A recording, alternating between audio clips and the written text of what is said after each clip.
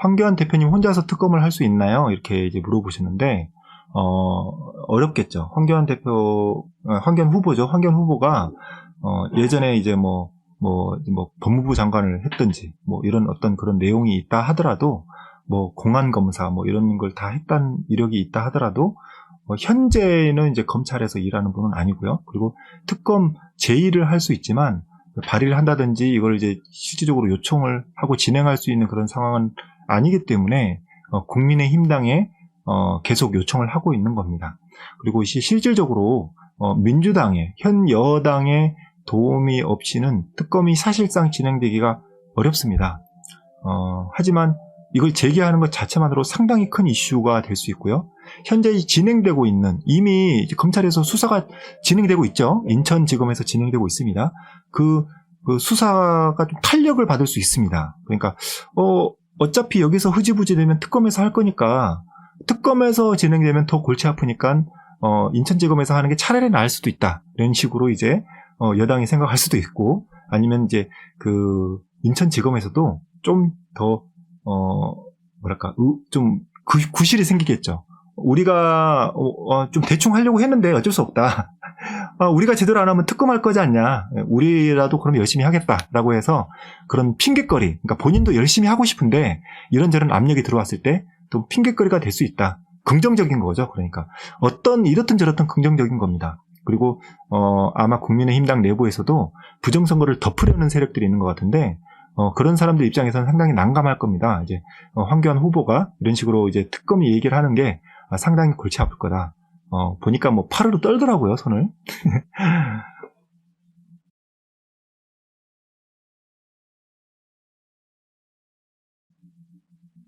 네, 다른 후보, 홍준표 후보라든지 다른 사람들 얘기를 하시는데요. 부정선거를 이야기하는 사람, 혹은 부정선거를 이야기하지 않는 사람, 저는 이 두 부류라고 생각을 합니다.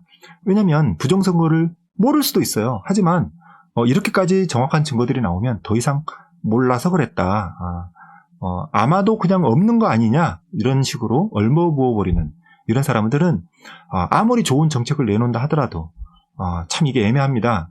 우리나라에 지금 당장 필요한 게 좋은 정책들도 필요하지만 정말 급한 것이 바로 부정선거 진상규명입니다. 이게 되지 않으면 좋은 정책 또 필요 없고요. 물론 그러면 부정선거 규명하고서 민주당이 또 돼도 괜찮다는 얘기냐?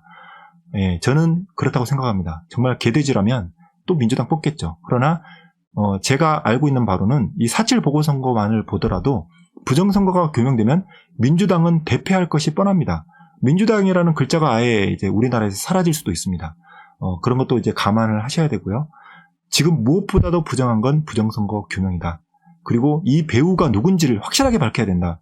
중국의 개입인지 아닌지 이걸 확실하게 우리는 찾아내야 된다라는 내용이고요. 이것이 바로 서야 우리나라의 주권이 바로 서고, 그 다음에야 정책도 또 펼칠 수 있는 거죠. 저도 이제 정책이 필요 없다는 게 아닙니다. 너무나도 중요한 사안이 지금 부정선거라는 겁니다.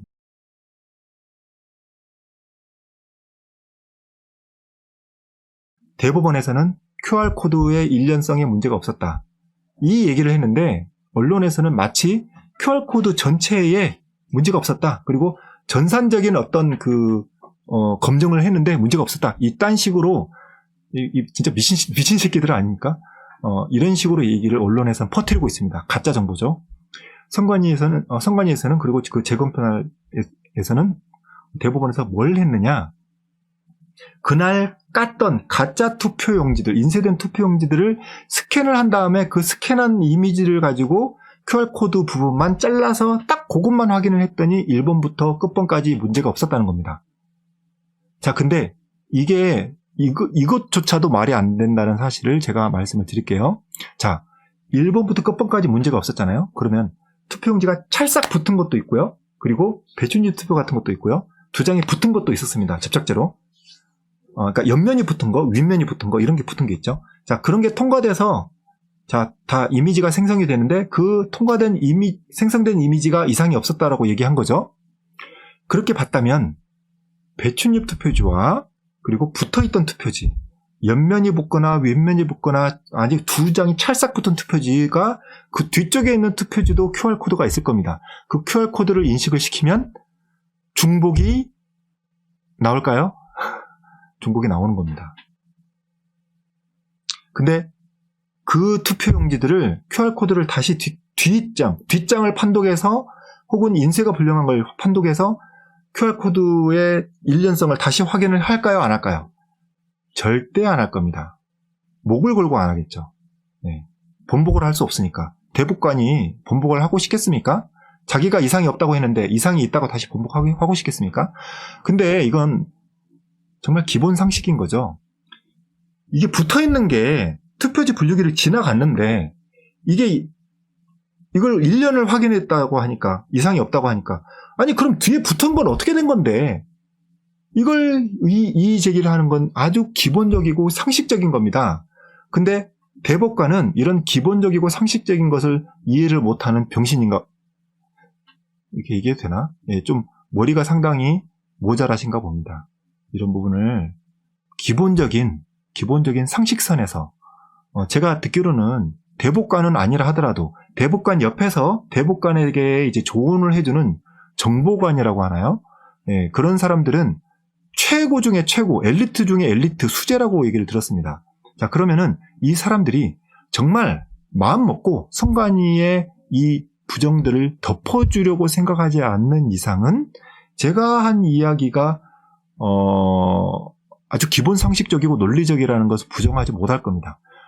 QR코드의 일련성이 문제가 없었는데 붙은 거를 어떻게 한 거냐는 거죠. 붙은 거는. 저는 분명히 확인했습니다. 붙어있는 거를 까가지고 QR코드를 따로 찍어가지고 그 따로 찍은 거를 이미지에 포함시키지 않았습니다. 이런 식으로 또 이상한 거짓말 할 수도 있어가지고 좀 말씀드립니다. 전혀 그렇게 하지 않았습니다. 그렇게 했다면 거짓말이죠.